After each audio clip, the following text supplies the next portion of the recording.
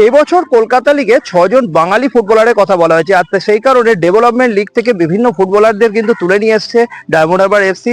একেবারে যারা ইয়ং, যে নতুন মুখ, তারাও কিন্তু যেমন রয়েছে তেমনই যে একটু যারা যে অভিজ্ঞতা সম্পন্ন সেই সমস্ত ফুটবলারদেরও কিন্তু তারা সুযোগ দিয়েছে। আসুন কথা বলে নিই, আমার দুজন ফুটবল আমার সঙ্গে রয়েছে। তোমার নাম? আকাশ হেমরম। তুমি ডেভেলপমেন্ট লিগ থেকে যে এবছর উঠে এসছো এবং ফার্স্ট ডিভিশন খেলেছো আমরা জানি, এবং এবছর প্রিমিয়ারে খেলবে। কেমন এক্সপিরিয়েন্স, মানে কেমন মনে হচ্ছে? খুবই ভালো লাগছে, এখানে প্রিমিয়ারে স্যাররা সব সিলেক্ট করেছে আমাকে সিনিয়রে আর কি, এবং জুনিয়রে খেলেছি ডেভেলপমেন্ট লিগ। ডেভেলপমেন্ট লিগের খেলার পরে আজকে ডায়মন্ড হারবার এফসির মতো একটা এত বড় নাম, এত বড় একটা দলের হয়ে খেলা, এটা কতটা একটা তোমার কাছে কত পজিটিভ সাইড বলে মনে করছো? অনেক ভালো লাগছে আর কি, যে সিনিয়রে সিলেক্ট করেছে, তো আর কি সুযোগ দিলে আরো আর কি ভালো জায়গায় আমার জন্য খেলার সুযোগ পেলে আর কি। কেমন শিখছো, এক্সপিরিয়েন্স কেমন হচ্ছে, কোচ কেমন ট্রেনিং করাচ্ছেন? কোচ খুবই ভালো ভালো ট্রেনিং করাচ্ছে, আমার দাদারা খুব সাপোর্ট করে, আমাদের স্যাররা কোচ অনেক সাপোর্ট করে, যাতে আরো ভালো খেলোয়াড়। সিনিয়রদের সঙ্গে বন্ডিং ভালো ওখানে? সব ভালো, সব দাদারা খুব সাপোর্ট করে।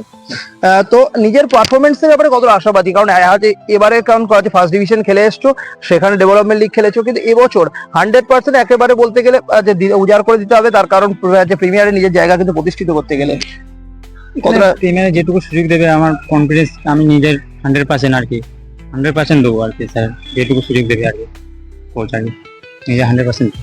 Thank you. সঙ্গে থাকো। তোমার নাম? দেবদূত পাত্র। আচ্ছা দেবদূত, আচ্ছা তুমি তো গত বছর এই দলের সঙ্গে ছিলে, সুতরাং এই বছর আবার রয়েছো, নতুন একটা মরশুম শুরু হচ্ছে, কি মনে হচ্ছে?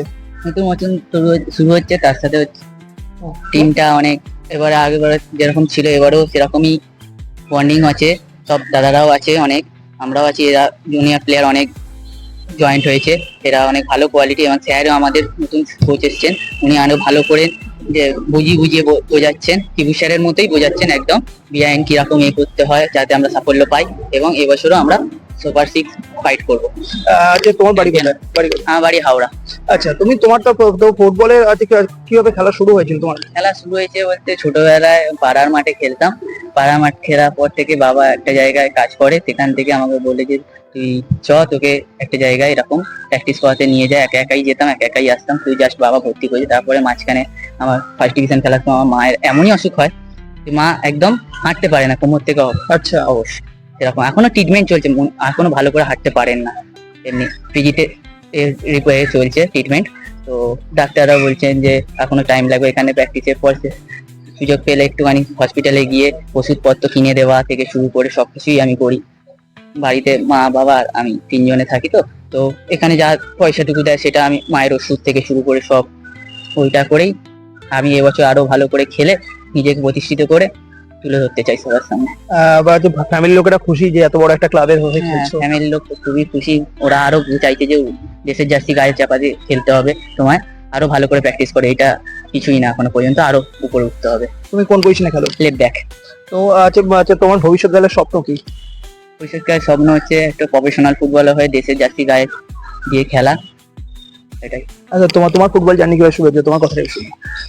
আমার ছোটবেলা থেকে আমাদের গ্রামের মাঠে প্র্যাকটিস করতাম। বাড়ি কোথায়? বাড়ি কানলা বাংলাপাড়া। ও কানলা, আচ্ছা।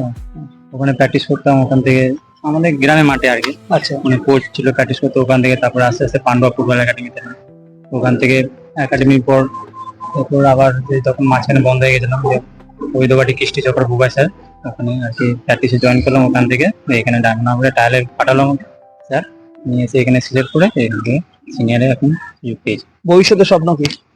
ভবিষ্যতে স্বপ্ন আরো ভালো ফুটবলার হবে, ইন্ডিয়ার জার্সি গায়ে দেবো।